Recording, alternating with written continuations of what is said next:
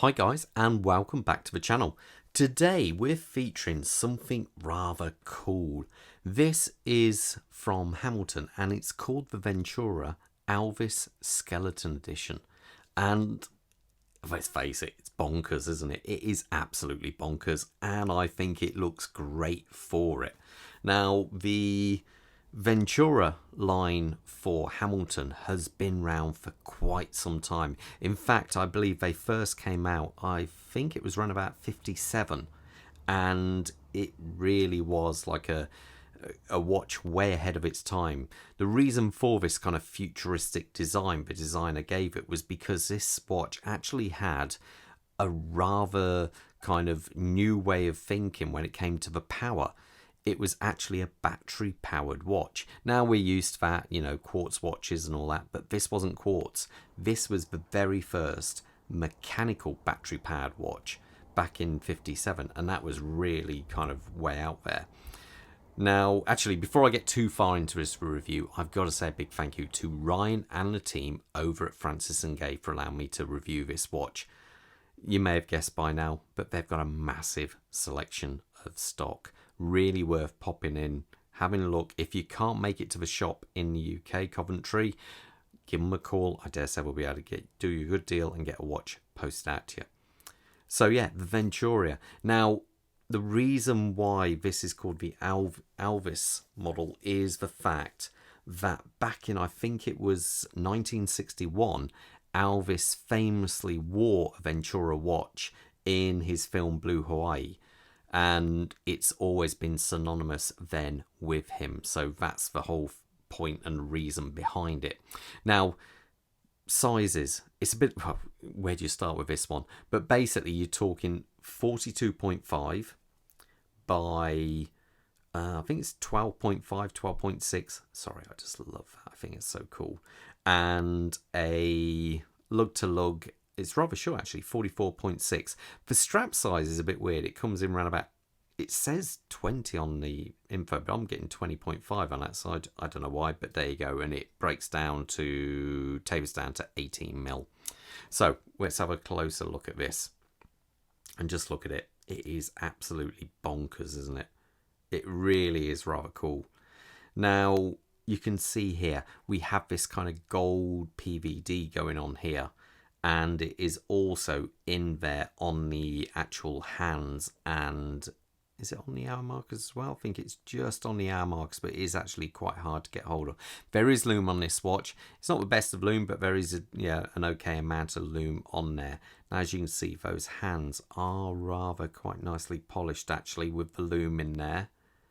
I like this kind of skeletonized dial. It's got this weird zigzag. I think that was supposed to simulate the fact that the original one was battery powered, so it was electrically powered, and that's why it's all on there, I believe. Obviously, it's a bit of an oxymoron now because all these years later, over 50 years later, we've gone back to mechanical, which is a bit strange, but there you go.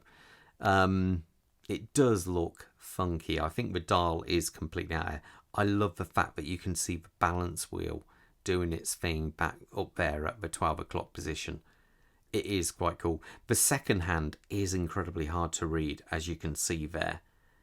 You do see it, but it's one of those, you just more read the time. You don't really look at the second hand on this watch. But you can see the reflections on those hands are quite impressive, actually. It does look the part. But to me, the main thing is this amazing crystal we're looking at it from. Because look at that curvature along there. It is absolutely fantastic. It is such a kind of novel design which has stood the test of time, really, because it is still here. And I think it just looks really good for it.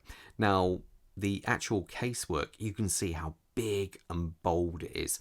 Though it looks kind of quite chunky, but the fact that it's only 12.6 millimeters thick actually means it is very, very wearable, and it is surprisingly slim for what it is. It does look, I think, really rather cool. And you can see here we do have a signed crown. Now, the crown on this isn't a screw down crown. We do have water resistancy to this watch, but it's only 50 meters, I believe it is, and it's actually surprisingly nice to wind. Now, as I come round here, you'll see the movement. And I think it just looks, give it a little bit of a clean. I think it looks really good in the back of there. They've done a nice job of that matte black around there, sort of like securing it. The actual movement you're looking at there is the H10S. So the H10 is regular, basically, I think it's a Powermatic movement they do. The S, I just presume, is skeletonized. So we're talking a 25 dual movement with a rather nice, I think it's 80 hours of power reserve. Now, they achieve this by slowing down the beat rate. I should point out, actually, I did do a time grapher on this, and I think it was coming around about -1, -2 seconds. So it's actually quite nice. It's surprisingly accurate for what it is. So you can see there the rotor. Let's have a rotor spinning around a bit. Can we get the rotor moving? Yep, you see it all going around there. Quite a nice bit of decoration as well there. So it is actually quite nice to see all that going there. I think it's a good, solid, dependable movement. I think it's based off a 2824 movement, so you know it's a solid, workhorse of a movement. Now the back on this is quite interesting. It's obviously not a screwed down case back, because the simple fact is you would not be able to screw that down. It is, well, when I say screwed down, it is screwed down, but with 4 small screws, rather than the whole case, a whole case back which turns in. But again, lovely. I like the way even on the back of this rather flexible, nice strap, they've even got the H for the Hamilton again built into there. The rubber silicone strap is all signed, and it is done very, very nicely. One problem I would say with this, obviously, is you are stuck with using their proprietary rubber strap. Now it looks like we have a screwed in rubber strap which goes in from the side here and must locate through. So you see we have this area here. So that's how it actually works. Let me zoom out and we'll try it on the wrist and see how it looks. So quick wrist check. I'm actually wearing a spinnaker today. This is a limited edition they made once and sold out rather quickly. And Bob's got on my Zin 144 anniversary. I don't know how he does it. He does steal them. So let's put this on my wrist. As I say, my wrist size is 7¼ inches. But let's just try this. Okay. And I think that just looks so cool. The fact is, it's different. And different.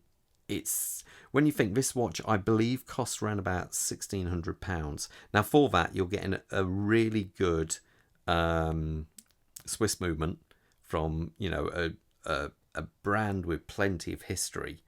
And I think it is just kind of, it's different. When you think that kind of price, you're normally going to buy the same generic dive watch. And this is just something really cool. I just love the fact this crystal coming around there. I think this is really out there. Definitely not for the faint-hearted. This is something you've got to really rock this one. Is this a kind of watch you could wear? Who knows? But I think this is really funky and cool. You can get it in various colours, but this one just stood out. I thought it looked fantastic and well worth a review. So anyway, all the best, guys, and stay safe out there. Bye.